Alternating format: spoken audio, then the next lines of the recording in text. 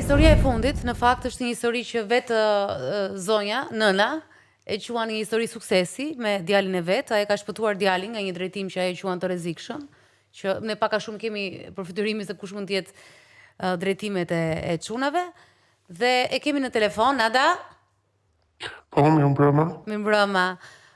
Çfarë të ka ndodhur eksaktësisht me djalin, sepse në një mënyrë në Instagram ti ke shprehur edhe një farë krenarie që ja ke dalë me çunin. Çfarë ishte? Po, çfarë po ndodhte me çunin tënd? E patëm një fazë të jetës së tij kur në moment ai pësoi një ndryshim, sepse ndoshta po shoqëria goxha. Fakti që ndete një lloj zhgënjimi nga pjesa më e madhe e shoqërive, duke ditur edhe pjesën më të madhe të adoleshencës sot që janë konsumatorë të rregullt të drograve. Më saktë i mbirë kaloi një fazë me hashashin, ku e nisi si për lojë, duke qenë pjesëtar i asaj shoqërie, i atyre pak minuta gjendesh me ata. Dhe ai u bë pjesë atij grupi. Çfarë moshe? Dhe dashur Ishte? në moshën 16 vjeç. Okej. Ajo nisi ndoshta për pak thjesht për të vuar dhe më pas u bë një gjë e përditshme. Një gjë e përditshme që ndodhi për muaj dhe për ne si familjar, duke qenë ditë mbas dite me të, nuk arritëm ta kuptonim. Pati një lloj ndryshimi, nuk di ta shpjegoj se Si reflektoi ndryshimi? Ran nga mësimet, nuk fliste me ju, ç'a ndodhte? Edhe s'po e kuptoni, po edhe kuptoni diçka. Nuk po arrinim ta kuptonim për faktin se mendoja që ishin ato shpërthimet e adoleshencës që unë kisha lexuar, që unë kisha dëgjuar nga shoqëria ime. Dhe ato shpërthime unë i reflektoja, i përktheja ndryshe adoleshenca, por nuk e kuptoja që mbas kësaj fshihej ajo tjetra. Dhe thjesht një udhëtimi imi me të më bëri që unë të kuptoja se atë natë pati një gjendje, një shtim ankthi. Dhe të nesme në mëngjes, kur kemi konsumuar mëngjesin të dy bashk, aty ai arriti të shpërthente dhe të më tregonte se çfarë po ndodhte me të.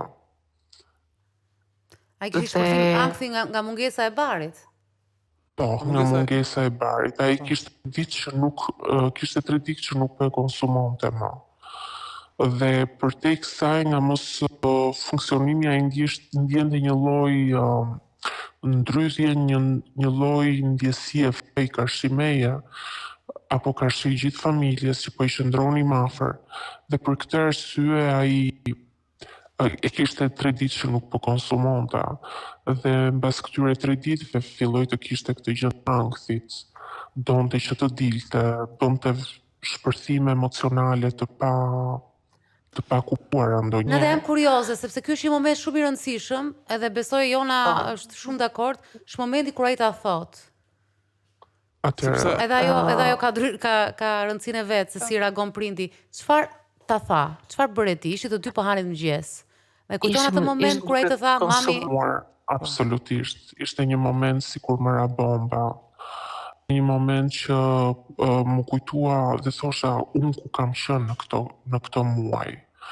Pse nuk pas kam patur sy për ta parë këtë gjendje. Çfarë i tha ti? Si reagove me të? Përveç mendimeve tua. Thjesht kam shtangur në një moment. Okej, kam thënë, tani më thuaj të vërtetën. A ka të tjera më të vërteta se kjo, sepse doja të dija deri kishte arritur. Dhe sa kishte guximin ai të më tregonte. Dhe në një moment kur më tha, jo mam, kjo është e vërteta ime, e në rregull. Ti më premto vetëm një gjë, do të kesh mbështetjen time në çdo ditë mbas kësaj, por vetëm do më premtosh që do të jetojmë të dy bashk. Ankthin, gjendjen tënde, dhe ti do të më dëgjosh të paktën në këto momente të jetës tënde. Ja the me qetësi. Absolutisht, me shumë qetësi, në këtë qetësi që po flas me ty, pavarësisht se brenda po ndjenja një lloj ataku kardiak. Dhe Më mbas ka ndodhur që direkt sa po kemi ardhur në Tiranë, më është dashur të flas me mjekun e familjes që qëndur vërtet shumë afër me këshillat e veta, me një takim personal me djalin. Dhe në momentin që ai më dha minimet që ishin bimore, dhe kur më dha të Xanaxin, aty u tromaksa. Ajo është e frika më e madhe e imja, sepse më duke sikur do të krijonte një varësi tjetër ndaj, Drejt. sepse se kisha dëgjuar dhe kisha lexuar mjaftueshëm. Dhe futesha çdo mbrëmje, bëja biseda në dhëp para se djalit të flinte, e komunikonin bashkë të dy. Dhe në atë moment i kam thënë, të lutem, do ta kalojmë bashkë, por këtë lloj ilaçi ti e ke në mendje, nuk duhet ta përdorësh, ti nuk ke nevojë për këtë, i kam thënë. Forca më e madhe e jotja je ti. Të bëj një pyetje gjatë kohës që po ndodhte kjo, ishte në shkollë apo ishte me pushim? Po, Pra, ishte në shkollë. Dhe paraditën ai shkonte, kishe frikë kur shkonte paraditën në shkollë? Po, ishte shumë frikë, por në atë momente të kësaj më është dashur të bëhem një lloj detektivi privat, duke biseduar dhe kontaktuar me gjithë shoqërinë e tij.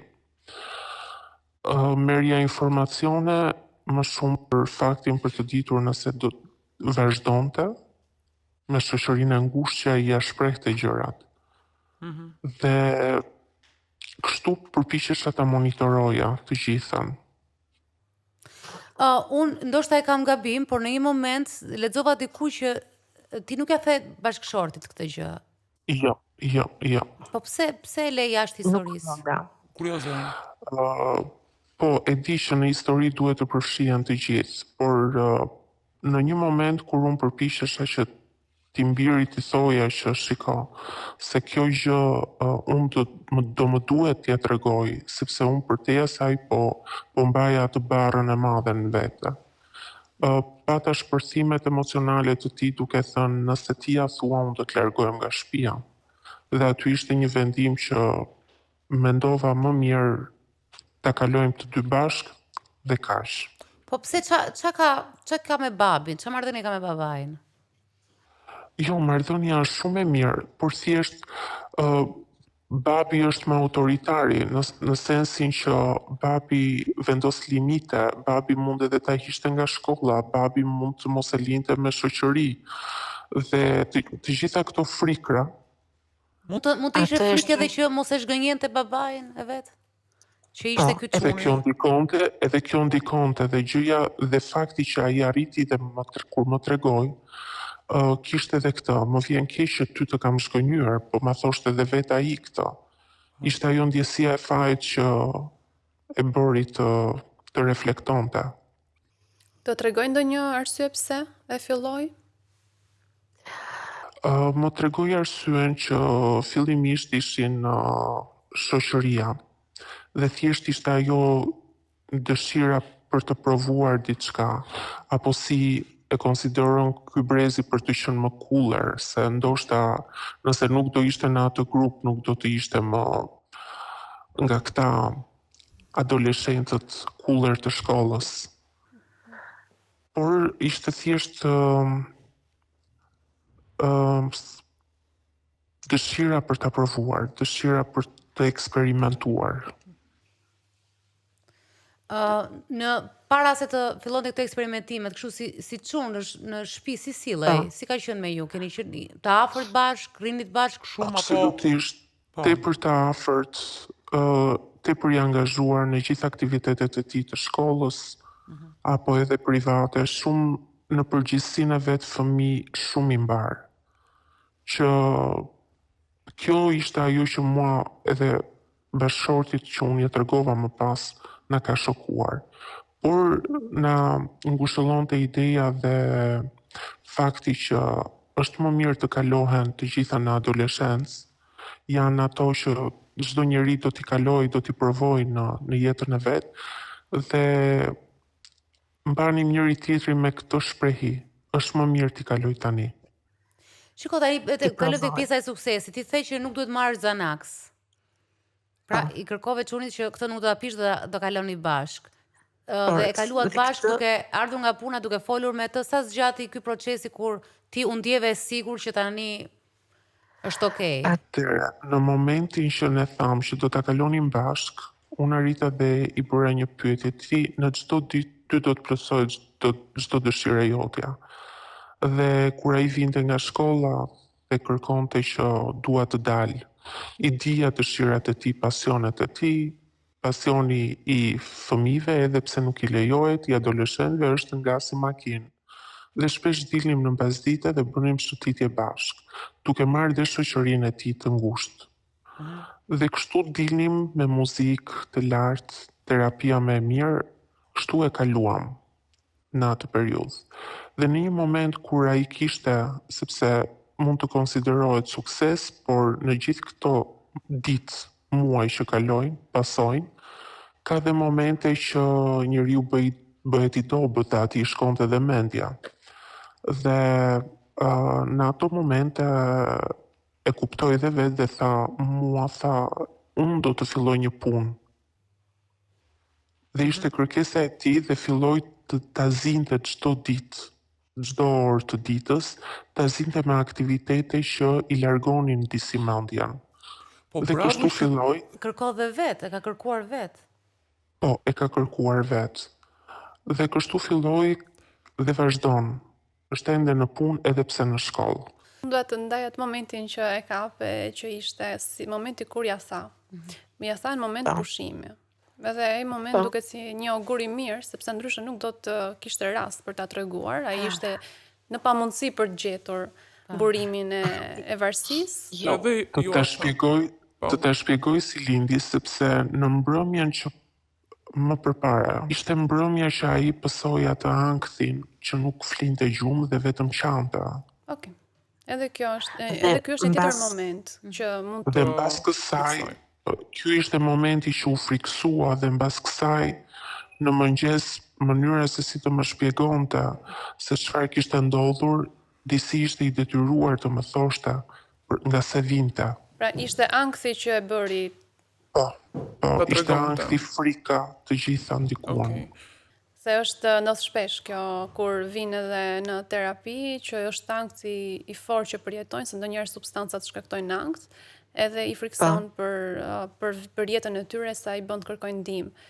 Po gjëja tjetër e rëndësishme që nga rasti juaj mund të marrin shembull paktën ose të ndihmohen njerëzit e tjerë është që kur është kjo pjesa kur fëmia nuk e tregon atë që po kalon dhe pse e di që është në gabim, nuk e ndihmon varësia dhe gjitha me radhë, prindi është i fundi që e merr vesh pjesën e varësisë. Është mos e vërtet. Nuk e duron dot vërtetën, pra ka të vështirë të shikoj se është e vështirë për të pranuar.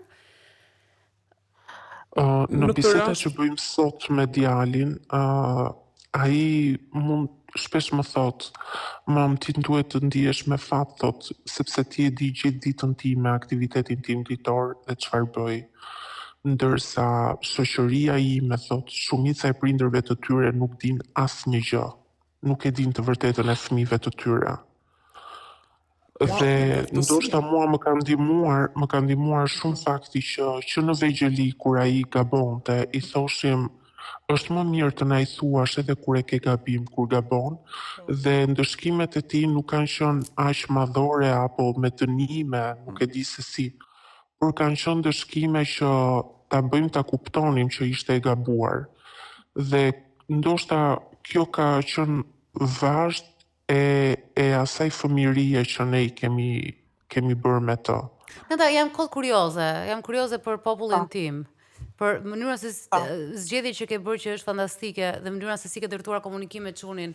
Ti je vetëmësuar apo ke pasur kështu ke qenë ti në familje, në marrëdhënie me prindrit? Në marrëdhënie me prindrit. Të tregoj, jam rritur në një familje me dhunë. Jam rritur në një familje që nuk më ka mësuar kur, domethënë se si dashuri, nuk kam marrë dashuri. Familje që si shumë familje shqiptare që nëse do ti shumica e familjeve shqiptare. Nëse do ti rrotheje për shembull këtë gjë që ta bëri çuni, do kaloni në ulërima dhe në izolim të plot. Ti po na Nuk e zhgënjen ne, imagjinoj. qa është kjo e Nuk e tmerrshme, imagjinoj s'ke për Dot fare. Nuk mund ta imagjinoj këtë, po jam rritur në atë familje që edhe nëse do më rëshkiste pjata nga dora dhe do të thyhej, atëherë unë do të merr jashtë në këtë sens. Dhe për këtë arsye unë jam munduar që fëmin tim t'i jap sa më shumë dashuri dhe ai këtë e reflekton sot edhe në shoqëri. Është një fëmijë shumë i socializuar, i dashur me të gjithë.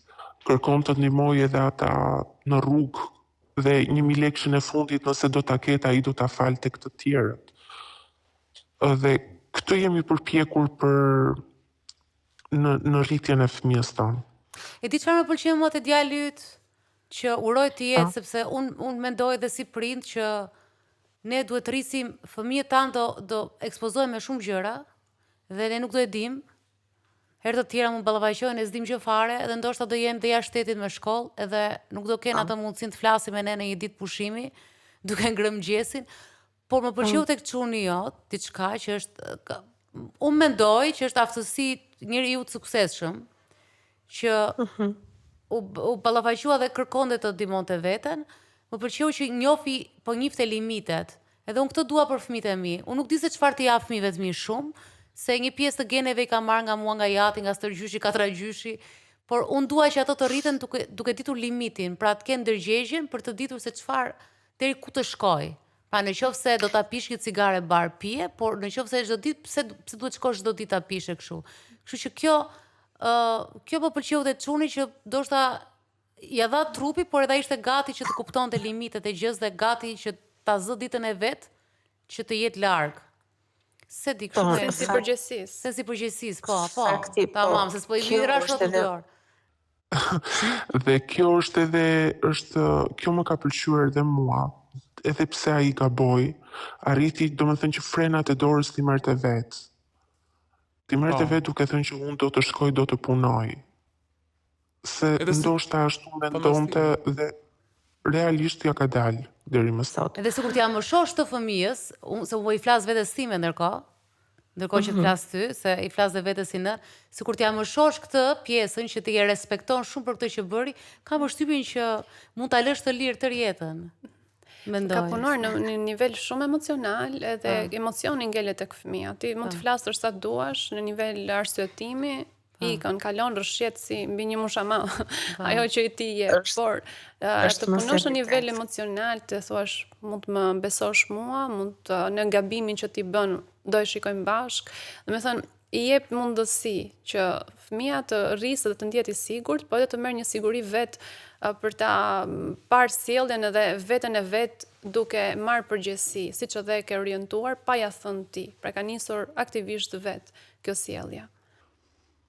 Po, është e vërtet.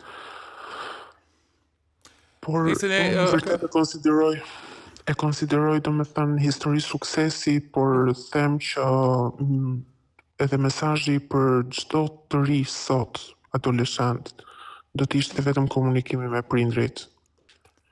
Edhe në programin tonë më shumë është mesazhi për prindrit që ta vendosi këtë, se ata janë që ndjekin dhe është shumë e rëndësishme ky komunikimi, se unë sa theti atë skenën që djali më tha që kam pirë bar, më kujtuan skena të qindra prindërve gjatë gjithë jetës sonë që në atë moment kanë ulëritur. Domethënë kanë ulëritur, ka thënë ç'është kjo, edhe pastaj atë pjesa që theti me makinë, merja shokët e vet, më kujtuan shumë prindër që as nuk e linin më të dilte se mendonin që në këtë formë ti domethënë nëse izolohesh dhe të shkosh shkollë shtëpi të ndjekur nga mbrapa, në këtë formë ti do edukohesh. Dhe në fakt edhe ajo s'ka qenë, nuk ka treguar dhe ajo jo sukses. Në ato unë të falenderoj shumë. E kam përjetuar më shumë vetë këtë pjesën e djalit. Arrita domethënë në një moment që kisha dhe një tension 19 me 16 që nuk më kishte ndodhur kurrë se si. Por ndoshta ishte ajo gjëja që unë e mbaja për brenda dhe para ti nuk do të shfaqesha kurrë mosbesuesa. Ai përkundrazi, mbas atij momenti ka dalë më shumë se asnjëherë tjetër, ka shkuar në festa, por gjithmonë mbas kësaj ka patur edhe kontrollin nga ana jon për pa e ditur ai. Thjesht jo se s'kisha besim, por e di dhe është shumë e sigurt që sot brezi janë shumë më shumë të ndikueshëm nga shoqëria e tyre, sesa nga fjalët e familjes. Po, Dhe kjo ndoft ishte jo. Frika më e madhe dhe është. Po edhe një pyetje të fundit kam. Bashkëshorti basi e mori vesh, si është në këtë formë edukimi që ti po i jep çunit? Është bashkë me ty në të njëjtin vagon, të themi? Po, absolutisht po. Është goxha forcë, goxha mbështetje, por pa ja shprehur djalit që ai e di. Thjesht i jep ato leksionet, i jep këshilla më shumë se sa leksione, por këshilla që ta ndihmojnë atë dhe për t'i dhënë një lloj besimi. Okej, unë të falenderoj shumë. Unë kam më kujtojnë gjithmonë vetëm shprehje shqiptare që kam qef t'i përdor, se janë ndonjëherë më të ëmbla se sa të gjesh termat e duhura. Ti e fitove çunin dhe kjo është e rëndësishme, se kështu themin në Shqipëri, e fitoi djalin. Kështu që ti e fitove djalin. Dhe më vjen shumë mirë edhe kjo që sa po tregove është një orë leksioni edhe për prindërit e tjerë, një 10 minuta, jo një orë si ishte, po 10 minuta edukim, një shkollë më vete. Falenderoj shumë. Dalin. Më të mirat. Dhe shumë suksese çdo prindi tjetër që mund të jetë në këtë vështirësi. Falenderoj. Gjithë të mirat. Këto ishin disa nga historitë sot jona që diskutuam, pra një mama që pati një histori suksesi, një mama që është në frikë sepse çunat i ka 10-13 vjeç dhe është dhe dinamika e babait. Dhe çunat vetë rrëfyen historitë e tyre. Se nevojë kanë, nevoja për të folur dhe ata, nevoja për të ndjerë të kuptuar, nevoja për t'i përkëdhelur, nevoja që i kemi të gjithë, nuk kemi pse t'i fshehim. Po nevoja parë jona është nevoja për të folur në familje. Në familje, të folur dhe të kuptohesh. Kuptohesh në familje. Jo vetëm të flasësh. Edhe të flasin. Edhe të flasin. Pra i morali që se nuk bën mirë ndonjëherë, se më shumë në fakt i bën të kundërtën. Këto janë nevoja që duhet ja lëmë edhe hapësirën djemve të flasin. Unë doj që ta mbylli ti këtë program sot. Nuk e ti të gjesh dhe një shpreh për te, sepse shumica e nënave që shkruanin për çunat e tyre, ka shumë përmendje të njëjtën fenomene që ka sot. Ri shumë në TikTok, mezi lexon libra, ka shumë pak informacion, ka neglizhencë, ka mos dëshirë për shkollët, do të bëhet naçu, shef meme, do t'i kalbet truri, thot kjo, se po është dys fare. Nuk do të jetë me dieta se dhe tallin shokët, po kjo pak a shumë përsëritej tek çunat që e bënin apo kanë frikë se do e bëjnë. Po. Çfarë duhet shohin nënat sipas teje përtej kësaj? Përtej këtyre frikrave që janë në të gjithë botën, në mes të Anglisë, në mes të Amerikës, kudo. Çfarë duhet shohin? Çfarë është e gjë e rëndësishme që të qetësohen? Se më fal, dëgjova një herë lexova një meme që qarkullon pas filmit adoleshencë, që në çdo brez për adoleshentët thonim do i prish ky filan këngëtari, Elvis Presley, jo do i prish filan historia, do i prish filan luftë, nuk e di. Pra gjithmonë ishte ky shqetësim. Por çfarë është ai thelbi që është që nga fillimi dhe historisë deri sot, që duhet kem parasysh ato që nëna dhe babai duhet kuptojnë që ka një fuqi shumë të madhe në fillim të moshës, kur lind është bebe, derisa bëhet 6-7 vjeç, aty kanë atë mundësinë që të japin sigurinë, të japin ato qëndrueshmëri që ai do të shoqëron gjithkohën. Nuk kanë pse ta kenë frikë adoleshencën nëse e kanë ushqyer mirë fëmijën në këtë mosh, sepse e tham, fëmia aty i shikon vetëm ato e ka në objektivin e vet. Pastaj kur kalon adoleshencë, përhapet rresja, kalon dhe të shoqëria, dhe aty pastaj ndikimi mund të ketë. Dhe gabimet ndodhin, nuk është se nuk ndodhin dhe nëse rritet shëndetshëm fëmia, por ta kuptojnë se sa fuqi ka në këtë periudhë. Ta ushqejnë mirë këtu. Dhe diçka tjetër, të mos e braktisin nëse fëmia bën gabim. Unë kam pas një eksperiencë 2 vjeçare gati në një qendër trafikimi, kam punuar me vajza që trafikoheshin dhe shikoja se si vajzat aty braktiseshin nga prindi. Edhe në rastin e djemve, edhe në rastin e djemve që burgosen apo bien në konflikt me ligjin, edhe aty mund të ketë braktisje, sepse shikojnë si dështim edhe shoqëria do i pranoj kollaj si prindër nëse ata thonë nuk është fëmia im. Por është moment që ata kanë nevojë më shumë. Aty mund të rindërtohet një marrëdhënie tjetër me fëmijën, edhe nëse ka bërë diçka që ka ardhur për shumë arsye, sepse krimi nuk është se vjen nga fëmia i keq, vjen nga një historik, një mozaik gjëra që mund të ndodhur. doja ta përmendja edhe këtë pjesë. Pra, dakord për fillimin, kur ne fillojmë japim më të mirën tonë, po edhe në gabim është përgjegjësi. Ne do ta vazhdojmë prindërimin edhe në atë rast. Okej, u falenderoj shumë për Faleminderit. sot. Ja dhe gocat e adoleshente, një di që flasim, po si thash, ne nuk na mungojnë kur femrat që flasin. Po. Dhe këto janë histori që do i rikthehemi shumë herë dhe kjo ishte për sonte, takohemi javës tjetër. Faleminderit. Ándale.